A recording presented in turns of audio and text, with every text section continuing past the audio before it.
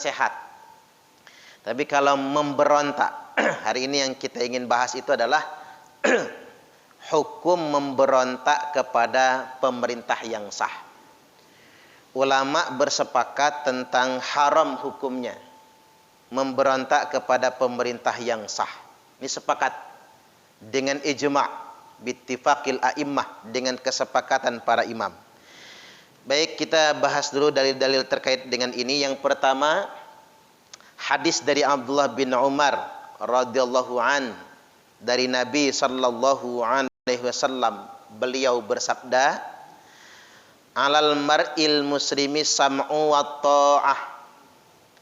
Setiap pribadi muslim itu wajib mendengar dan taat. Jadi bahasanya wajib mendengar dan taat. Fima ahabba wa kariha. Terhadap sesuatu kebijakan yang dia suka atau yang dia benci. Karena ada kita ini kebijakan pemerintah itu enggak semuanya setuju. Betul enggak, Pak? Enggak semua rakyat itu setuju dengan kebijakan pemerintah. Tetapi diperintahkan oleh Nabi wajib mendengar dan taat. Entah kebijakan itu fima ahabba, akan sesuatu yang dia suka, wa kariha, atau sesuatu yang dia enggak suka. Tapi wajib dengar, wajib taat. Tapi ada pengecualian di sini, illa ayyu'mara bi ma'siyatin. Kecuali pemerintah itu nyuruh bikin maksiat. Nyuruh kita enggak sholat misalnya. Nyuruh kita berzina misalnya. Kecuali ketika kita diperintahkan untuk berbuat maksiat, fa in umira bi ma'siyatin fala sam'a wala ta'ata. Dan apabila diperintahkan untuk mengerjakan perbuatan maksiat, kata Nabi, maka fala sam'a, tak perlu mendengar, wala ta'ah, dan tidak ada ketaatan.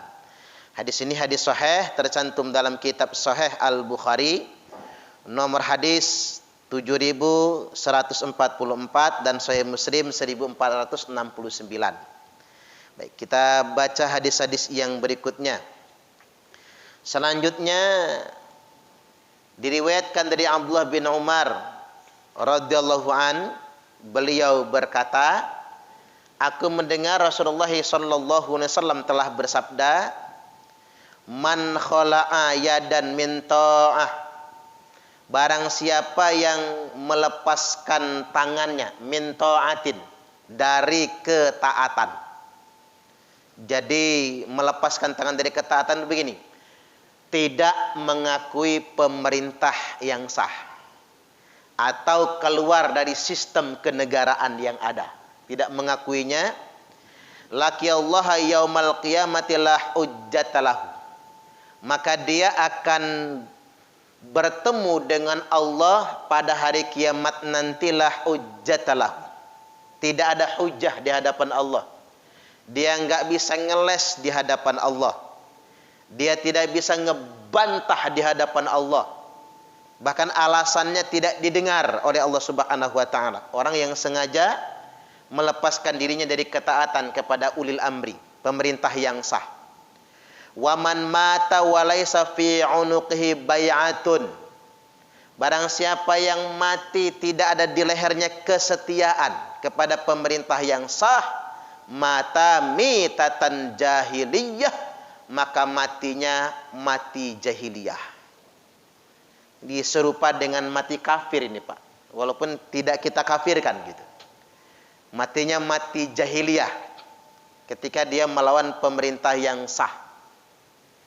Hadis ini tercantum dalam kitab Sahih Muslim 1478. Untungnya, masih untung, Pak, pemerintah kita itu enggak menggunakan hadis ini untuk orang-orang yang menolak pemerintahan, mengkritik pemerintah. Karena Indonesia itu negara demokrasi. Kalau cuma mengkritik pemerintah enggak pakai hadis ini. Kalau pakai hadis ini halal darahnya itu. Maka kalau Arab Saudi itu mengkritik raja, kan karena dia pakai hadis ini, mengkritik raja itu hukum pancung di sana. Karena dihukumi bugot. Kalau Indonesia itu paling banter penjara lah, ya. Paling banter penjara. Tapi maunya aparat penegak hukum itu profesional. Kalau mengejek presiden saja ditangkap, termasuk yang mengejek Nabi Muhammad juga segera ditangkap. Kayak Muhammad kece itu ya Pak ya. Kelamaan nangkepnya kan? Itu kelamaan nangkepnya. Dia kan sudah menistakan agama itu. Jangan sampai masyarakat emosi dulu gitu ya. Demo dulu, baru ada tindakan. Maunya cepat begitu, agar tidak akan muncul persoalan di masyarakat. Saya dengar itu MUI sudah mengadukan. PBNU sudah buat laporan resmi ke kepolisian. Kemudian Muhammadiyah juga sudah buat laporan. Tunggu apa lagi? Sikat aja tuh orang, kan begitu. Jadi jangan sampai sedemikian rupa. Cuman masih mending. Kalau Arab Saudi itu Pak, hukumnya pancung. Kalau mengkritik raja itu. Nah, kita nggak ke sana, kita ngambil ke hukum saja sekarang. Jadi barang siapa yang mati dalam keadaan melawan, memberontak pemerintah yang sah, maka matinya itu bukan mati syahid. Matinya malah mati jahiliyah. Hadis ini tercantum dalam kitab Sahih Muslim, nomor hadis 1478. Hadis yang berikutnya, waman mata wa huwa mufarikun lil jamaah.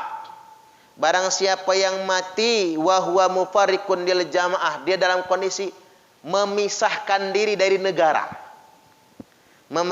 Memisahkan diri dari pemerintahnya, tidak mengakui pemerintahan yang ada. Dan itu pernah ada dalam sejarah Indonesia. PKI sama DITII sudah pernah ada, enggak mengakui pemerintah yang ada. Untung kalah itu Pak. Kalau dua itu menang, remek Indonesia ini. Apa jadinya? Waman mata wa huwa mufarikun lil jamaah. Barang siapa yang mati dalam kondisi dia memisahkan diri dari al-jamaah, pemerintahan yang sah, ulil amrinya, fa innahu yamutu mitatan jahiliyah, maka dia matinya pun mati jahiliyah. Tidak dianggap mati muslim dia. Hadis ini tercantum dalam kitab Sahih Muslim, nomor hadis 1477. Jadi kalau saya amati kesalahan mendasar dulu DITII apa? Ya cuman di situ saja. Mufarikun lil jamaah, cuman itu saja. Bugot saja kesalahan mendasarnya itu. Ya sekarang Maji Marjan Kartosuwiryo itu kan santri, muridnya Haji Umar Said Cokro Aminoto. Tentaranya juga kan TII kan, Tentara Islam Indonesia, sholat semua itu, tahajud semua. Salahnya cuma satu, melawan negara, memberontak pada negara. Itu saja kesalahan mendasarnya. Kalau sholat mah sholat. Jangankan DITII Pak, PKI. Yang kesan di film itu serem-serem. PKI itu 90% beragama Islam. Dan sholat orang-orang PKI itu. Saya punya kerabat. Kalau nyebut saudara, seolah-olah saya saudara nama PKI gitu ya Pak ya. Saya punya kerabat gitu. Itu ahli ibadah itu Pak. Dan sarjana dulu itu kalau PKI menang dia dijanjikan jadi gubernur Lampung gitu. PKI-nya kalah gitu ya. Akhirnya dia ya selama-lama terlunta jadi PNS nggak bisa, anak keturunannya nggak bisa apa-apa dan dia sholat gitu. PKI itu walaupun komunis artinya ya masih banyak muslimnya dan sholat. Jangan dikira mereka itu ateisme. Ateisme sama komunisme beda. Ateisme itu paham tak bertuhan kan. Kalau komunisme itu ideologi politik, beda lagi kan. Tapi apa kesalahan PKI? Kesalahan mendasar PKI memberontak pada pemerintah yang sah. Itu kesalahan mendasar. Dan itu dosa besar, tidak boleh sedemikian rupa. Semua ideologi-ideologi yang sifatnya memberontak kepada pemerintah yang sah, hal yang sedemikian rupa menurut ajaran Islam diharamkan. Kemudian yang berikutnya, alaika sam'a wa ta'ah. Kalian semua kata Nabi wajib mendengar dan taat kepada pemerintah yang sah. Fi usrika wa yusrika. Dalam urusan yang menyulitkanmu, sulit ini bagi kita, wa yusrika, maupun dalam urusan yang mudah bagimu. Ngeritik boleh. Contoh sederhana PPKM. Apa orang se-Indonesia ini setuju sama PPKM? Banyak nggak setujunya kan? Tapi kita mengkritik, silakan mengkritik. Nah, kritik jangan diartikan sebagai perlawanan kan? Namanya mengkritik kan? Bagus saja. Tetapi ketika kebijakan itu pun ditetapkan, ya kita nurut saja. Sebagai rakyat jelata kan begitu. Ya nurut-nurut saja, suruh bayar pajak, ya bayar pajak. Tapi pajak yang kita bayar dikorupsi orang, dosalah dia. Betul nggak kira-kira? Jadi fi usrika wa yusrika, dalam urusan yang menyulitkanmu atau mudah bagimu, wa mangsatika wa makrahatika, atau dalam perkara yang menggembirakanmu atau perkara yang membuat engkau jengah, perkara yang membuat engkau tak suka atau yang membuat engkau benci, wa atharatin alaika, atau perkara yang memang mesti mendahulukan kepentingan orang lain sehingganya mengabaikan kepentingan pribadimu. Hadis ini Sahih Muslim nomor hadis 1467. Kemudian saya bacakan dulu hadis-hadisnya, baru saya kasih paparan ya. Hadis yang berikutnya, man ata'ani faqad ata'allaha. Barang siapa yang taat padaku, kata Nabi, maka dia taat pada Allah. Kemudian waman asani faqad asallah. Barang siapa yang durhaka padaku, maka dia durhaka kepada Allah. Kemudian waman yuti'il amira, waman yuti'il amira, barang siapa yang taat kepada al-amir. Nah, ini pemerintah. Ini Nabi memberi pengkhususan begitu. Al-amir, pemerintah, faqad ata'ani, maka sama saja dia telah taat kepadaku. Kemudian yang berikutnya, waman ya'sil amira faqad asani, dan barang siapa yang durhaka kepada pemerintah, maka sama saja dia durhaka kepadaku. Jadi pakai derivasi sedemikian rupa ya Pak. Barang siapa yang taat padaku, dia taat sama Allah. Barang siapa yang mendurhakai aku, kata Nabi, maka dia mendurhakai Allah. Barang siapa yang mentaati pemerintahnya, maka sama saja dia mentaati aku. Barang siapa yang mendurhakai pemerintahnya, maka sama saja dia telah mendurhakai aku. Muttafaqun alaih. Di sini tercantum dalam kitab Sahih Bukhari 7137 dan Sahih Muslim 1466. Sampai begini. Abu Dzar Al-Ghifari itu Pak tabayun gitu. Ya Rasul, aku nggak tahan betul gimana? Kalau ngelihat kelakuan pemerintah nggak benar. Kalau aku nggak tahan betul gimana? Bolehkah aku menghalalkan darahnya? Enggak boleh, kata Nabi. Enggak boleh. Tapi aku enggak tahan betul ya Rasul. Kalau kamu enggak tahan betul masuk hutan, jangan nyampur orang. Dan jangan pernah engkau menghalalkan darah pemimpin. Segitunya Pak. Abu Dzar Al-Ghifari itu. Jangan pernah engkau menghalalkan darah pemimpin. Enggak boleh itu. Apapun kekurangan dia. Nah, nanti kita kembali ke historinya ya. Makanya taat kepada pemerintah itu bagian dari hierarki ketaatan pada Allah. Kalau kita baca ayatnya kan jelas. A'udzubillahi minasyaitonirrajim. Ya ayyuhalladzina amanu atii'ullaha wa atii'ur rasula wa ulil amri minkum. Wahai orang-orang yang beriman, taatilah Allah, taatilah Rasulullah wa ulil amri minkum. Nah, di sini luar biasa nih Pak. Ati'ullaha, taat Allah pada Allah. Wa ati'ur rasulah, dan taat kepada Rasul. Tapi wa ulil amri minkumnya tidak lagi pakai perintah taat. Karena mengapa? Ketaatan pada Allah itu mutlak. Karena Allah tidak pernah memerintahkan yang salah. Tuh. Allah nggak pernah memerintahkan yang salah. Misalnya mohon maaf kata Allah, perintah gua kemarin salah misalnya. Nggak mungkin Pak. Allah salah berfirman, nggak mungkin. Maka taat pada Allah itu mutlak, tanpa terkecuali. Enggak usah ngeyel maksudnya. Selanjutnya wa ati'ur rasul. Taat pada Rasul juga mutlak. Karena wa ma yantiqu anil hawa. Nabi enggak pernah ngomong berdasarkan hawa nafsu.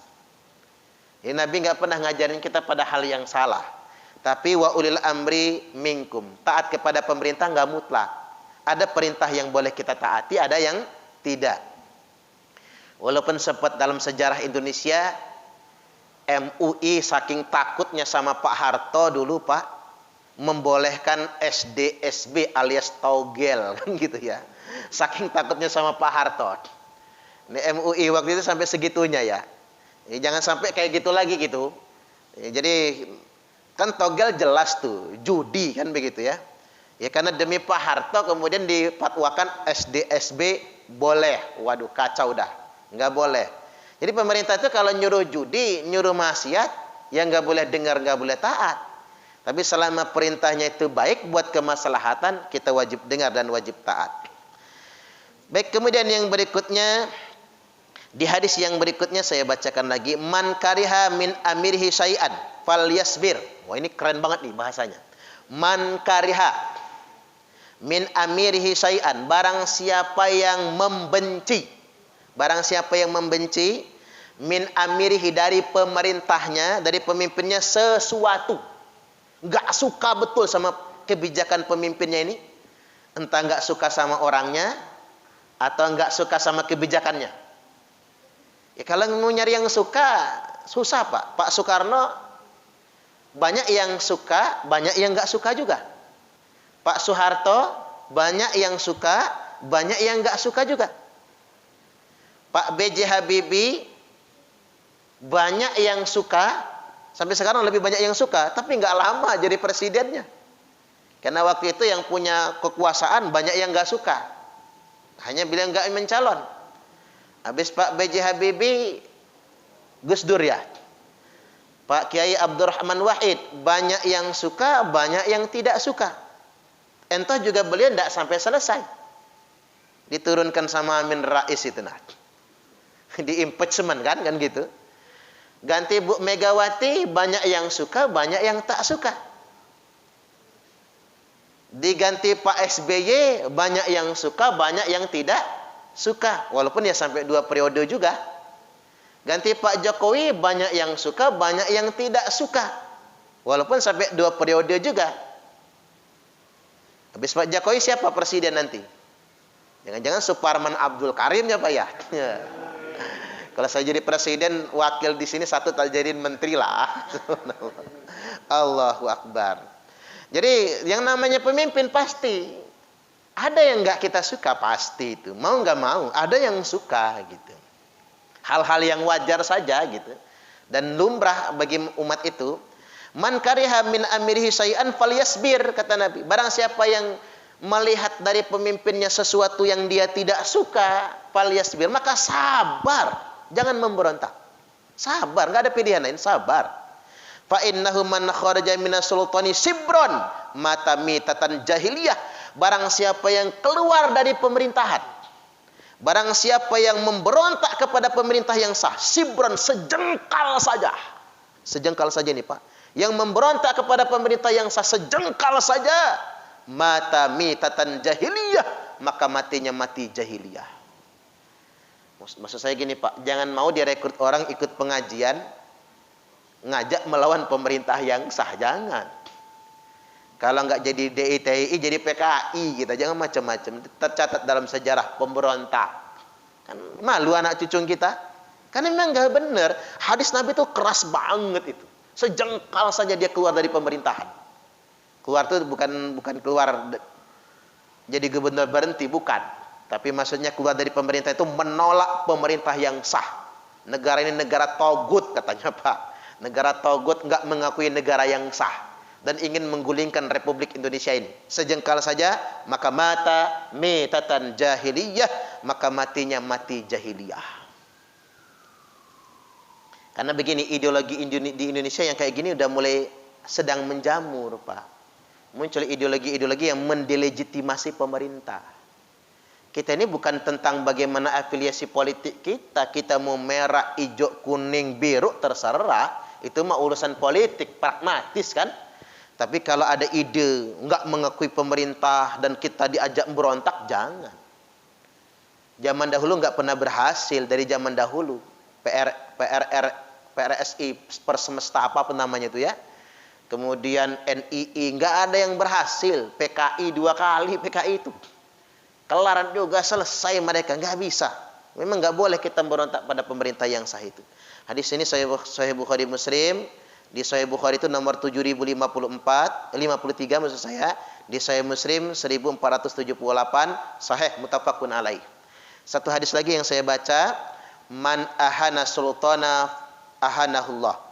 barang siapa yang menghina pemerintah, ahanahullah, maka dia akan dihinakan oleh Allah. Hukum asalnya nggak boleh menghina pemerintah. Mengkritik boleh, menghina yang nggak boleh. Man ahana sultana ahanahullah. Barang siapa yang menghina pemerintah, ahanahullah, maka Allah akan menghinakannya. Memang sakral, kedudukan pemerintah itu sakral. Makanya pemerintah itu kalau dia nggak amanah, duluan masuk nerakanya, yakinlah. Duluan masuk nerakanya.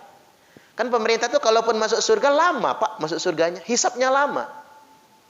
Makanya Nabi Sulaiman paling lama kan masuk surganya. Karena dia raja dan paling kaya. Makanya Nabi Sulaiman hisapnya lama. Makanya bapak-bapak ini kalau pengen masuk surganya agak cepetan, jangan kaya. Hartanya kumpulin aja, Pak. Kasihin ke saya. Biar saya yang kaya nggak apa-apa. Nabi Sulaiman itu lama masuk surga karena kaya. Dan Nabi Sulaiman lama masuk surganya karena dia penguasa. Jadi bisa ketebak oleh bapak-bapak, orang Indonesia yang lambat masuk surganya siapa? Jokowi. Nah, jelas itu. SBY gitu, Pak. Oh, lama itu. Apalagi Pak Harto sama Pak Karno. Karena berkuasanya paling lama. Lama. Karena hisapnya lama. Amanah itu pertanggungjawaban.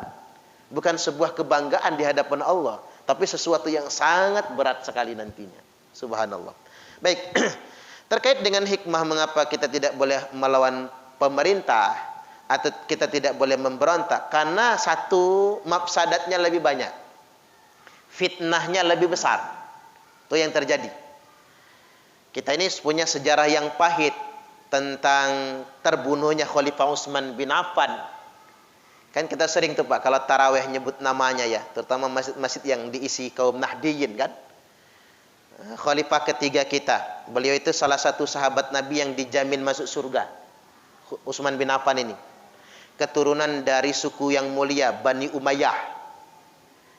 Dan menantu Nabi. Menantu Nabi. Dari dua putri Nabi. Subhanallah. Makanya yang paling sukses itu beliau. Sampai sedemikian rupa. Makanya dulu Umar pernah marah sama Utsman. Utsman disuruh nikahin anaknya Umar. Si Hafsah. Utsmannya nggak mau. Marah Umar itu. Jual mahal amat Utsman ini kan gitu ya. Ama anak gua aja nggak mau. Kata Umar bin Khattab. Ada pengalamannya ya, Pak ya. Nggak mau. Ngadu dia kepada Rasulullah. Ya Rasulullah, Utsman tuh payah kata dia. Tak lamarin ke anakku, enggak mau dia. Apa jawab Rasulullah? Tenang saja Abu Bakar, itu Umar. Nanti Utsman akan menikah dengan wanita yang lebih baik daripada Hafsah. Dan kamu dan Hafsah akan menikah dengan laki-laki yang lebih baik daripada Utsman. Bingunglah dia mikir, siapa Abu Bakar mah ketuaan pikir dia kan gitu ya. Ternyata apa, Pak? Anaknya Umar dinikahi oleh Rasulullah sallallahu alaihi wasallam, dan Utsman dinikahkan kepada putri Rasulullah sallallahu alaihi wasallam. Mulia betul kan Utsman bin Affan itu. Khalifah yang ketiga dijamin masuk surga, tapi dia dituduh melakukan KKN, korupsi, kolusi, nepotisme. Di 12 tahun kekuasaannya, demo. Makanya orang demo itu, kalau tujuannya cuma demo bagus. Tapi kalau tujuannya demo tapi tujuannya ada kepentingan udang di balik bakwan, jangan. Apalagi memberontak negara. Karena sudah pernah terjadi di zaman itu. Begitu berangkat dari rumah, ikhlas demonya ini kepada Utsman. Kan Madinah dikepung itu, 40 hari 40 malam. Yang paling banyak dari Mesir yang datang itu. Pikir nggak akan terjadi apa-apa, Pak. Namanya sudah di lapangan, ada provokator, ada tukang hasut. Maka Khalifah Utsman dibunuh oleh massa demonstrasi. Ditombak, ditusuk dadanya. Ketika beliau sedang membaca Al-Quran. Subhanallah. Itulah fitnahnya. Makanya tidak boleh melawan pemerintah. Apa? Nggak mungkin kan Utsman korupsi kan? Nggak mungkin dia nepotisme. Nah, setelah terbunuhnya Khalifah Utsman bin Affan, maka lantas kemudian dibaiatlah Imam Ali karamallahu wajhah. Nah, Imam Ali ini diminta setelah baiat, sebelum semua gubernur baiat gitu, diminta agar segera menangkap pembunuh Utsman. Ali bernegosiasi, nanti nangkap pembunuhnya, Karena pembunuhnya ini adalah massa yang sedang menguasai Madinah, gitu. Sedang tumpuk. Kalau kita tangkap, mereka bisa nyerang ke saya. Nah, semua gubernur ini baiat dulu, karena gubernur banyak dari keluarganya Utsman. Semua gubernur ini ngakuin kekhalifan saya dulu. Baru kemudian kita tangkap pembunuh Utsman. Tapi itulah yang namanya fitnah, Pak. Namanya pemberontak itu memang nggak boleh, kan? Maka orang menjumpai Ummul Mukminin Aisyah radhiyallahu anha yang sedang berangkat umrah ke Mekah. Maka Aisyah bersama belasan ribu pasukan menuntut keadilan di Basrah. Nah, disitulah provokator muncul. Orang ketiga. Yang kerjaan Yahudi itu, kan begitu. Yang dipanah gubernur Basrah. Dipanah pas di dadanya. Maka gubernur Basrah meninggal dunia. Maka terjadilah perang saudara pertama dalam sejarah Islam. Namanya Perang Jamal. 18.000 sahabat Nabi meninggal dunia. Dari kubu pemerintah 3.000, dari kubu Ummul Mukminin 15.000. Hal renungan saja, karena kita sudah sama-sama tua, Pak. Kalau sama anak-anak saya nggak mau ngasih materi yang kayak gini, yang takut salah paham. Jadi ini sahabat tetap mulia, tapi yang perlu kita cerna begini, Aisyah itu istri Nabi. Karena provokator, dia percaya dengan omongan orang yang memanipulasinya, maka dia percaya kalau Ali otak dibalik pembunuhan Khalifah Utsman. Nuduhnya kan begitu fitnahnya. Maka terjadilah perang. Coba kita lihat, Ali itu menantu Nabi loh. Suaminya Fatimah. Dan adik sepupu Nabi. Keluarga terdekat Nabi kan Ali. Karena Nabi kan nggak punya kakak, nggak punya adik kandung. Maka siapa adiknya? Ya Ali itulah. Karena anak pamannya. Sekaligus juga mantunya. Makanya Nabi yang memandikan Ali. Yang mengkafani juga Ali. Yang memasukkan ke liang lahat juga Ali. Wasiat Nabi kan segitunya. Gak mungkin kan Ali melakukan tindakan sekeji itu. Utsman kan kakak iparnya sendiri. Gak mungkin dia melakukan itu semua. Dan Utsman itu usianya 89 tahun waktu itu. Sudah hampir 90 kan. Dan Ali malah nyuruh Hasan dan Husain untuk menjaga rumah Utsman dari serangan demonstran. Tapi tadi namanya orang sudah nuduh kan. Kemakan hoaks. Perang di Basrah. Karena korbannya gubernur Basrah ya perang. Jadi kubu Ali bin Abi Thalib itu komandan tempurnya Amr bin As. Sama Muhammad bin Abu Bakar. Adik bungsunya Aisyah sendiri. Jadi kubu Aisyah komandan tempurnya Thalhah bin Ubaidillah dan Zubair bin Awam.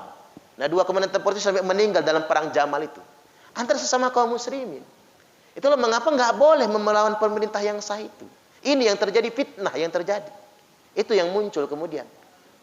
Kita kadang-kadang nggak baca kan, malas baca sejarah begini. Itu penting untuk kita sadari.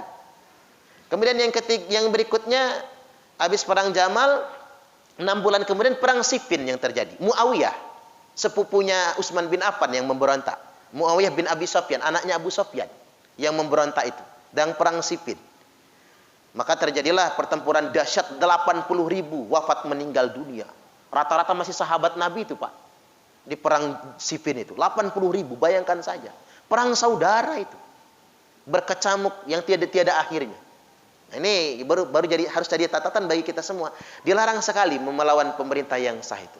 Karena kalau tidak akan menjadi fitnah yang berkepanjangan. Yang tidak akan pernah ada usainya.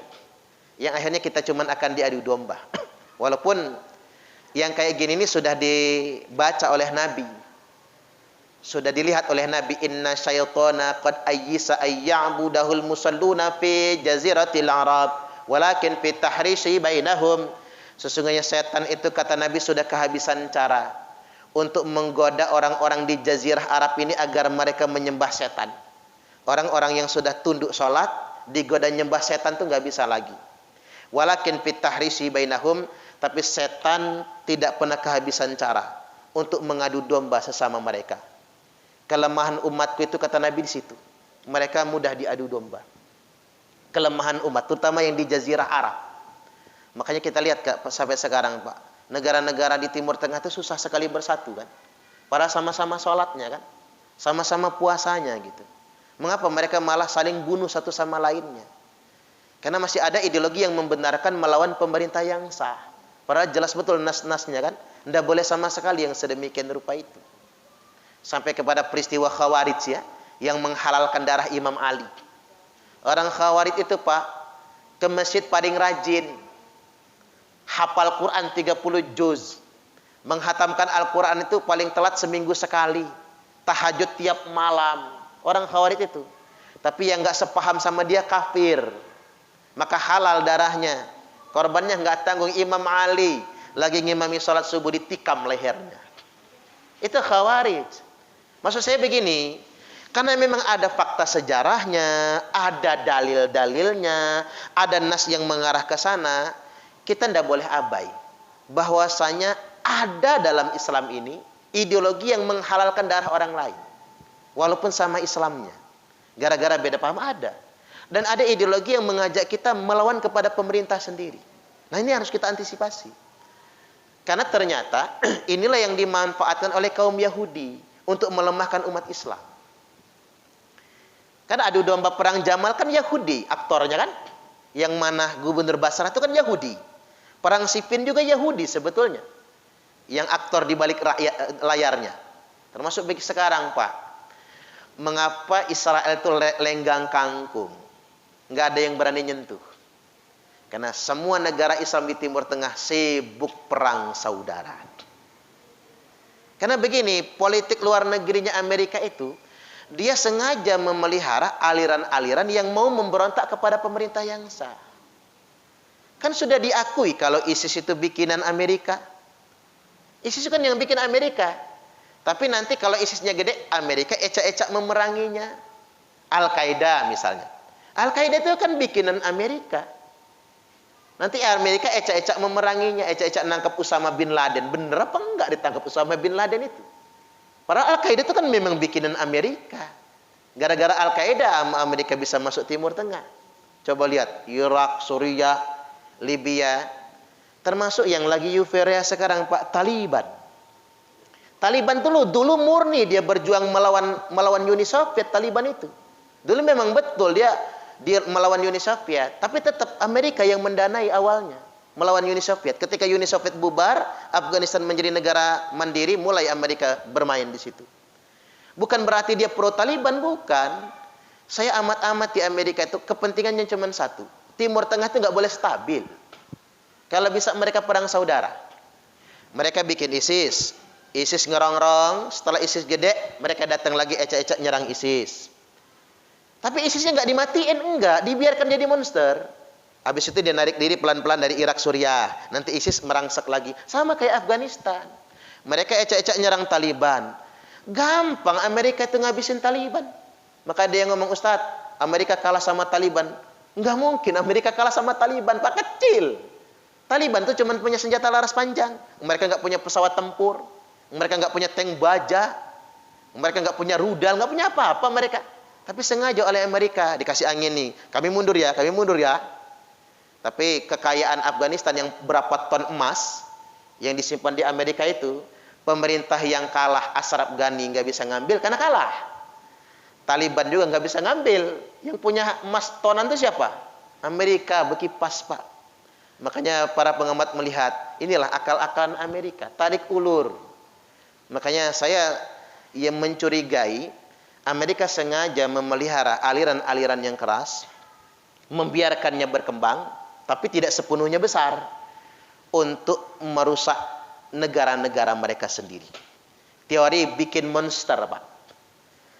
Bikin monster tujuannya apa? Agar jadi predator di habitatnya. Dia bikin monster yang namanya ISIS. Hillary Clinton kan sudah mengakui, kami yang bikin ISIS, kami yang mendanai, kami yang ngasih senjata. Tapi tidak dibawa ke Amerika, taruhnya di Irak dan Suriah. Mau sampai kapanpun Irak Suriah itu ancur-ancuran itu. Mau sampai kapanpun. Ya kalau Amerika memang memerangi ISIS ya sampai ke akar-akarnya dong. Buktinya dibiarkan perang terus kayak gini, jadi nggak boleh berkembang. Terus Amerika bikin adu domba baru, Yaman sama Arab Saudi kan? Itu kerjaan Amerika juga itu. Kasus Yaman dan Arab Saudi. Dan pintarnya Amerika tuh begini Pak, nggak ada yang benar-benar dia kuatkan. Dia buat seimbang gitu. Biar terus-terusan bertempur. Libya, rakyatnya sejahtera di bawah Muammar Gaddafi. Tapi Libya diserang. Pakai pangkalan militer Arab Saudi. Pakai Arab itu nyerang Libya itu. Itulah kerjaan Amerika. Nyerang ke Arab Saudi. Dan yang bunuh Muammar Gaddafi siapa? Komandan militer Taliban. Bingung saya itu. Memang Taliban tuh kayaknya perang sama Amerika. Tetapi pada kenyataannya mereka kerjasama di balik layar. Kan ada bocoran Wikileaks itu. Yang membunuh Muammar Gaddafi itu adalah tahanan Guantanamo, komandan tempur Taliban yang dibebaskan Kementerian Pertahanan Amerika Serikat dengan alasan amnesti. Karena orang ini banyak bekerja sama. Dialah yang menemukan Muammar Gaddafi dan berhasil membunuhnya. Kita bingung. Nah, saya bukan ingin ke diskusi politik itu. Karena saya bukan pengamat militer Timur Tengah. Satu jawaban yang saya dapatkan, Pak. Ternyata kalau bangsa kita dalam negeri sendiri berpecah belah, kita jadi mainan bangsa luar. Itu pelajaran yang saya dapatkan. Mengapa Afghanistan jadi mainan Amerika? Karena mereka berpecah belah. Mengapa Suriah dan Irak jadi mainan Amerika? Karena mereka berpecah belah. Mengapa Yaman sekarang jadi mainan Amerika? Karena mereka berpecah belah.